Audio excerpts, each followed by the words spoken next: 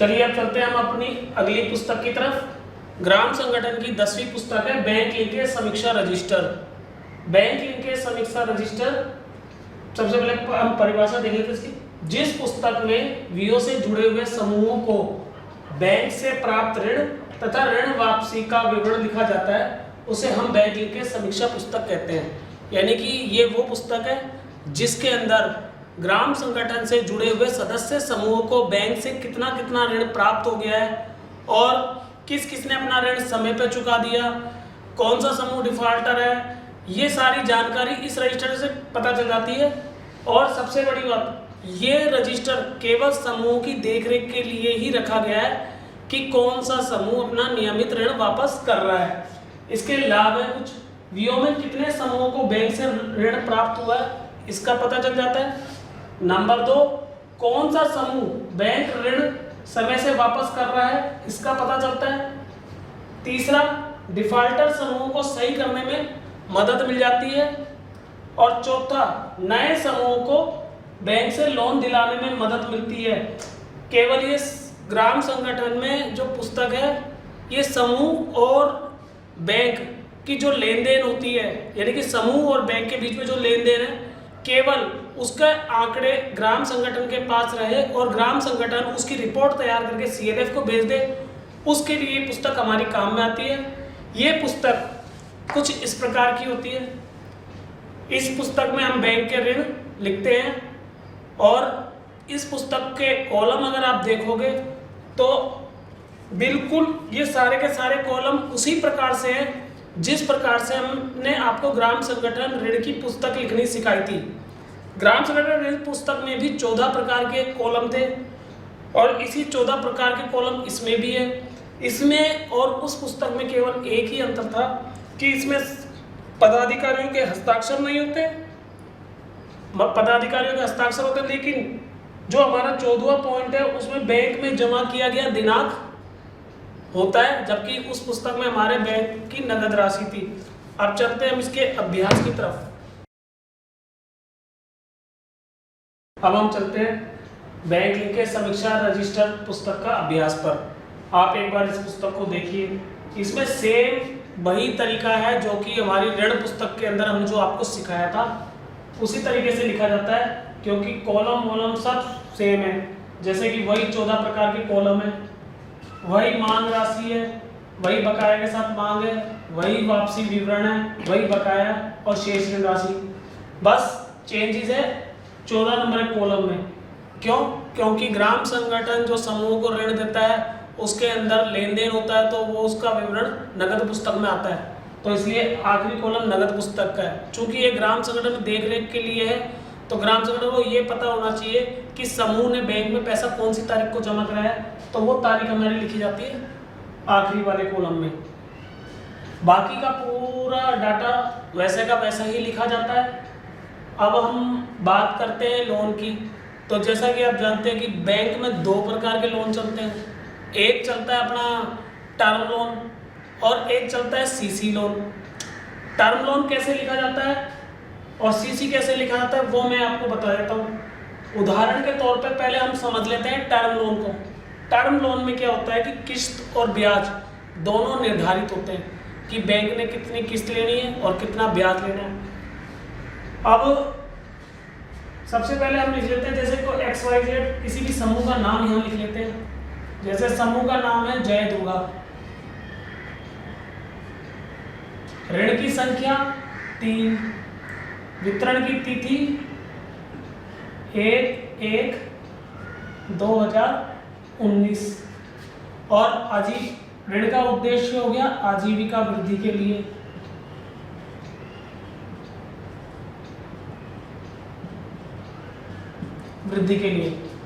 गांव का नाम बरथल और ग्राम संगठन हो गया उजाला। कुल ऋण की राशि 1 लाख रुपए बैंक ने दिया है, ठीक है। और किस्त की जो राशि बैंक ने रखी है वो रखी है 10,000 रुपए महीना और किस्तों की संख्या 10 और ब्याज दर ब्याज दर बैंक वाले जो लेते हैं, कहा जाता है कि 8%, 7%, वो जैसा भी बैंक वाले निर्धारित कर ले। हम यह मान लेते हैं बैंक वाले की जो निर्धारित कॉस्ट है वो है 12% पर ईयर। ठीक है, आपने केवल वही ब्याज दर लिखनी है जो आपका बैंक बताता है। इसके लिए आप बैंक से स्टेटमेंट निकलवा कर एक बार चेक कर सकते हो कि बैंक वाले कितना ब्याज ले रहे हैं। अब हम इन 10 किस्तों को यहाँ पे बराबर 10 भागों में डिवाइड कर लेंगे, परंतु हमें आपको दो चीजें बतानी है, एक तो हमें टर्म लोन और एक सीसी लोन। पहले हम इसी का टर्म लोन के तरीका बता देते हैं। तो हम ये मान लेते हैं कि 1, 2, 3, 4, 5, ये मान लेते हैं 5 किस्तों का हिसाब हम ले लेते हैं। सबसे पहले हमें किस्त और ब्याज डिवाइडेशन बराबर करना होगा। 1 तारीख को पैसा लिया था 1 जनवरी को, तो 1 फरवरी 19, 1 मार्च 19, 1 अप्रैल 19, 1 मई 19 और 1 जून 19। 10,000 रुपए 1 महीने की किस्त, तो यहाँ पे 10,000 रुपए हमने डाल लिया।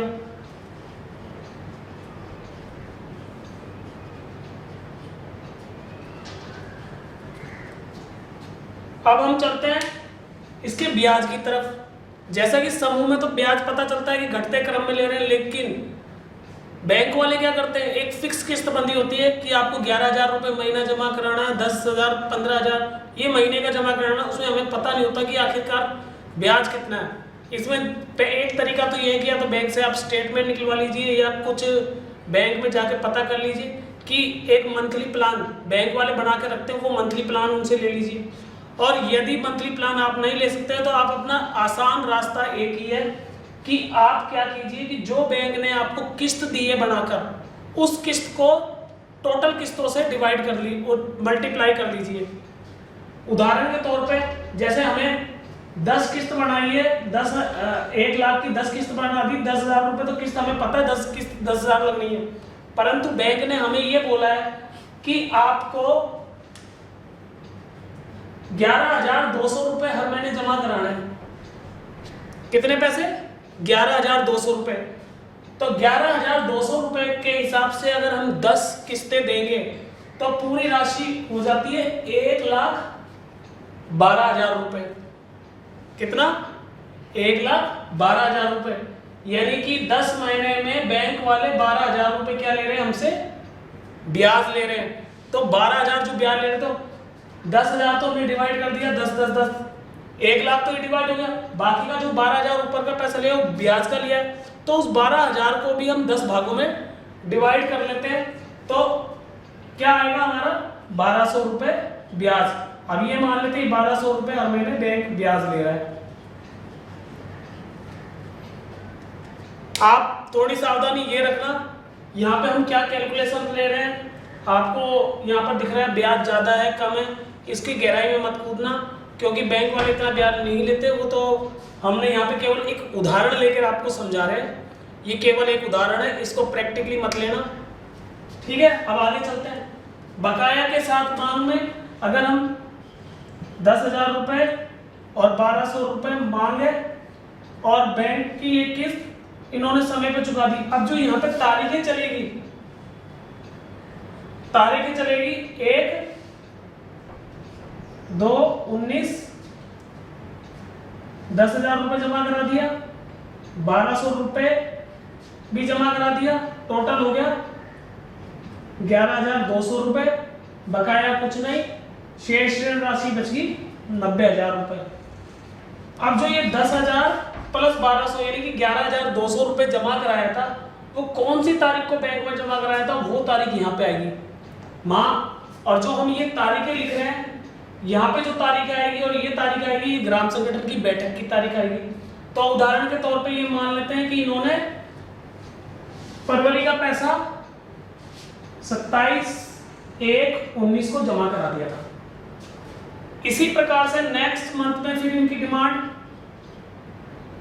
1,200 रुपए, और ये पैसा जमा नहीं कराया तो ये पूरा हमारा बकाया में चला जाएगा। और शेष ऋण राशि रह जाएगी 90,000। जैसा कि यही पैटर्न मैंने आपको उसमें अगली बार जब इसको चुकाएंगे तो ये बकाया के साथ मांग हो जाएगी 20,000 और 12 दूनी 2400 ब्याज, 2400 ब्याज होगा। परंतु यहाँ पे हो सकता है कि 2400 की भी राशि बढ़ जाए, क्योंकि बैंक में जो किस्त ब्याज ड्यू हो जाता है उस पर बैंक वाले पेनल्टी लेते हैं 300, 350, 500, जो भी बैंक वाला पेनल्टी लगता है वो जुड़ जाता है। तो वो जोड़ करके यहाँ पे राशि आएगी, फिर उस राशि को चुकाना पड़ेगा। और 1 अप्रैल 19 20,000, 2400, 22,400, बकाया कुछ नहीं बचा, राशि बची 70,000।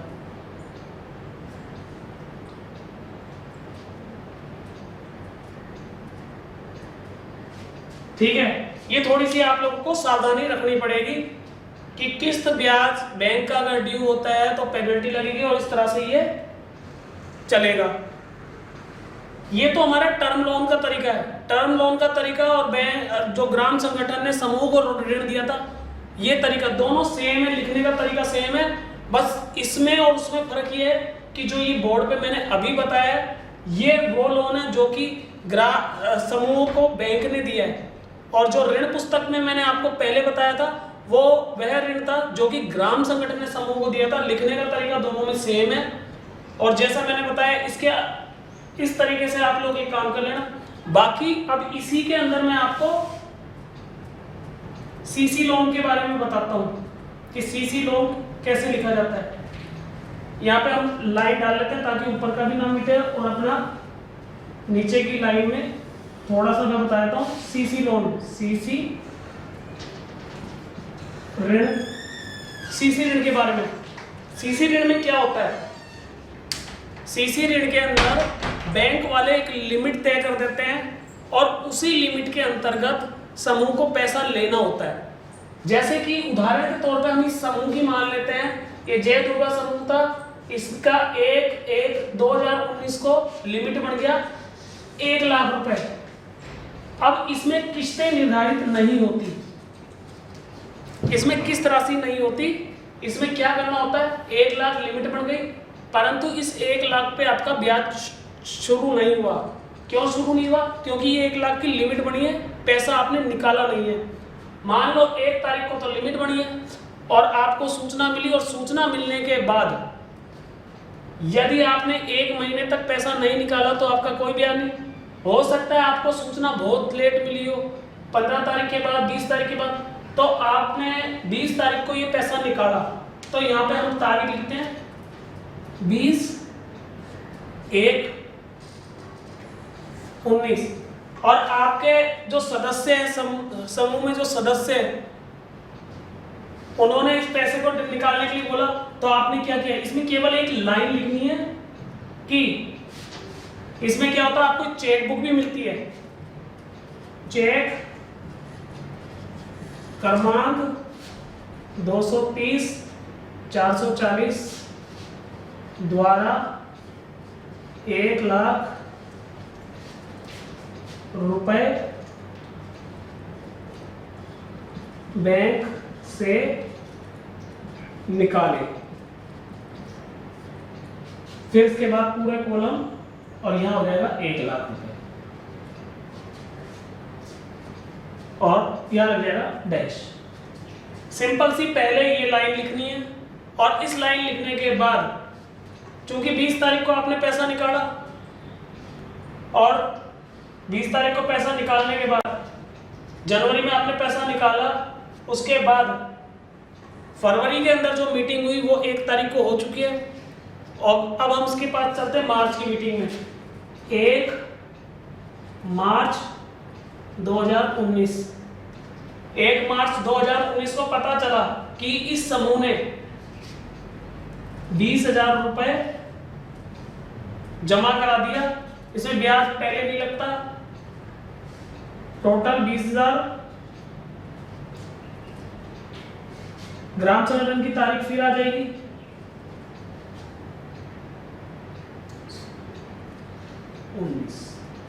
ग्राम संगठन की तारीख फिर आ जाएगी 20,000 ब्याज की राशि का पता नहीं है।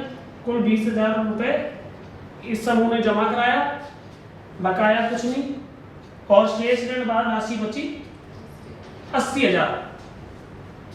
अब जो इन्होंने 20,000 जमा कराया था, ये जमा कराया था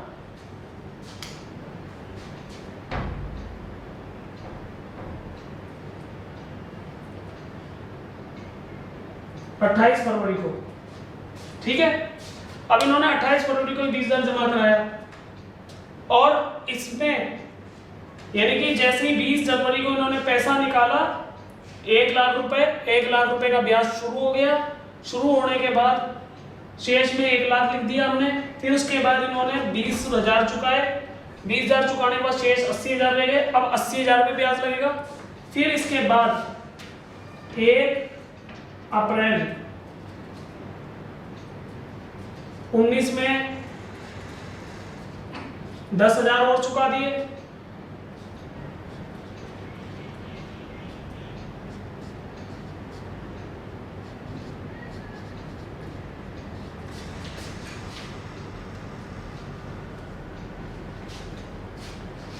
तो शेष ऋण राशि बच गई 90,000। ये चुकाया 4/3/19 को। इसमें कोई तारीख निर्धारित नहीं है कि एक ही तारीख को जमा कराना है। हर महीने कितना भी जमा करा सकते हैं, कितना भी निकाल सकते हैं। 1/4 को मीटिंग के अंदर जब पासबुक या जो भी एंट्री होगी उसमें पता चला कि इसको ब्याज भी लगा, तो यहाँ पे लिख देंगे अपन तारीख 1/4/19, यानी कि इस बार ब्याज की मांग रही समूह से 200, उसे बैंक ने 200 रुपये की ब्याज की डिमांड करी, बकाया के साथ में भी 200 रुपये ब्याज की डिमांड आ जाएगी। अब चूंकि पता नहीं था इसलिए इन्होंने जमा ही नहीं कराया, और यहाँ पे 200 रुपये ब्याज बकाया रह गया। अब यहाँ पे बकाया वाली राशि तैयार हो गया था, और ब्याज की राशि इसमें जुड़ जाएगी। फिर इसके बाद एक महिला ने कहा कि उसे 10,000 की जरूरत है, वो 20,000 रुपए की जरूरत है, और 20,000 रुपए समूह के अंदर नहीं थे। तो इस कंडीशन में क्या करा, उस महिला को इस समूह ने वापस फिर चेक बना के दे दिया। तो इस बार फिर पैसा निकाल लिया। तो 15/4/19 को 15,000 20,000 रुपए चेक द्वारा निकाला।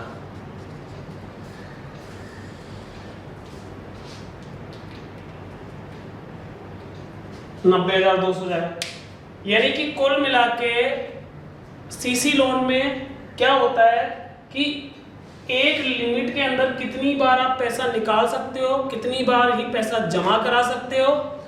बस इसमें एक नियम, एक ही शर्त होती है कि जब साल की एंडिंग होती है, यानी कि साल क्लोज होता है, उस समय तक एक बार इस लोन को पूरा क्लियर करना पड़ता है।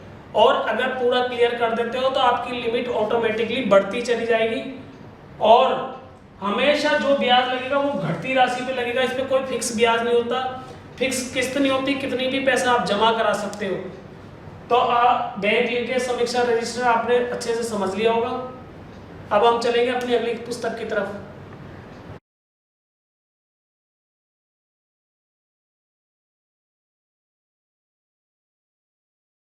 अभी हम पढ़ रहे थे बैंक ऋण लिंकेज समीक्षा रजिस्टर। अब इसके बाद हम चलते हैं अपने 11वीं पुस्तक की तरफ। जिस प्रकार ऋण पुस्तक लिखने के बाद हमने वीओ ऋण डीसी भी लिखा था, क्योंकि हमें सीएलएफ को सूचना भेजनी है, तो उसी प्रकार से बैंक ऋण लिंकेज पुस्तक यानी कि बैंक लिंकेज रजिस्टर भी लिखा, और उसके बाद अब हम उसकी डीसीबी भी लिखेंगे ताकि सीएलएफ को सूचना भेज सके कि कितने समूहों को पैसा मिला है।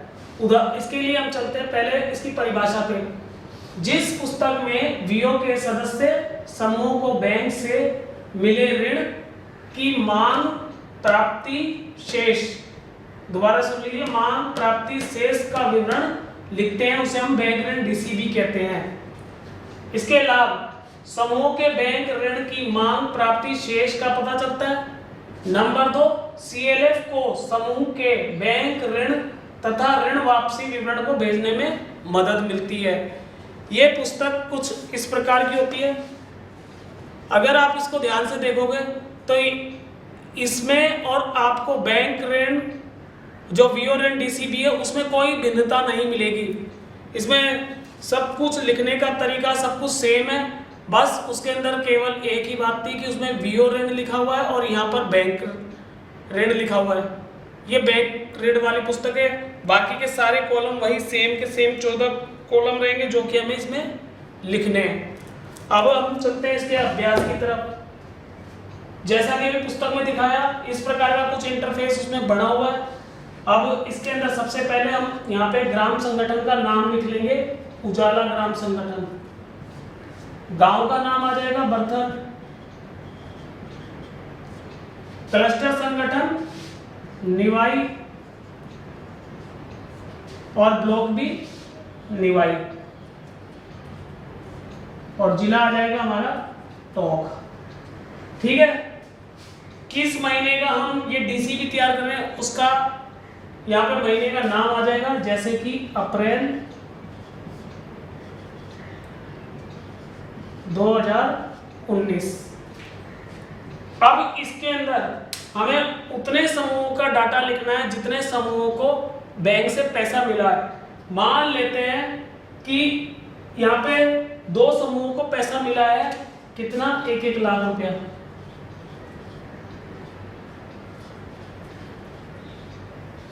इस प्रकार से टोटल राशि हो गई 2 लाख रुपए, और पिछले महीने तक इनका कोई बकाया नहीं था, और बकाया के साथ मांग में इस महीने की जो मांग राशि है वह आ जाएगी, और साथ में ब्याज आ जाएगा। ब्याज हम मान लेते हैं 1200 रुपये ब्याज ले रहा है, वैसे 10,000 और ये 1200 रुपये, टोटल 20,000 रुपये किस्त और 2,400 रुपये ब्याज के। इसी प्रकार से इस माह में इन्होंने 10,000 रुपये, दोनों समूह ने 10,000 रुपये वापस कर दिए, और 1200 रुपये ब्याज का वापस करा। टोटल 20,000 रुपये उन्होंने वापस कर दिए, और 12 दूनी 2400। बकाया कुछ रहा नहीं, और शेष ऋण राशि बच गई 1 लाख में से 10,000 गए तो 90,000। तो ये हो गया हमारा 1,80,000। ठीक है, इसी महीने में एक नया समूह था जिसका नाम था अंजलि एसएचजी।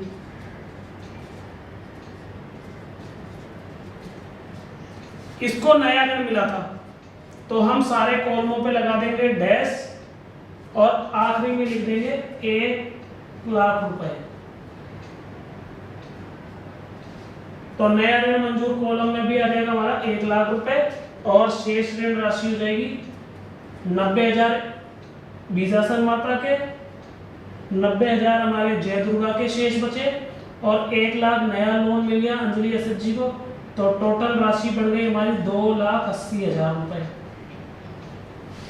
देख लीजिए, बिल्कुल सेम वही तरीका है, बस इसमें और पिछली वाली डीसीबी में बस इतना ही अंतर है कि यहाँ पर जो ये जगह है यहाँ पे तो लिखा है बैंक ऋण डीसीबी, जबकि उसके अंदर लिखा था वीओ ऋण डीसीबी। इसके बाद यहाँ पे वीओए अपने हस्ताक्षर कर देगा, वीओए अपने हस्ताक्षर कर देगा, और यहाँ पे कर देंगे पदाधिकारी मोहर लगा के हस्ताक्षर।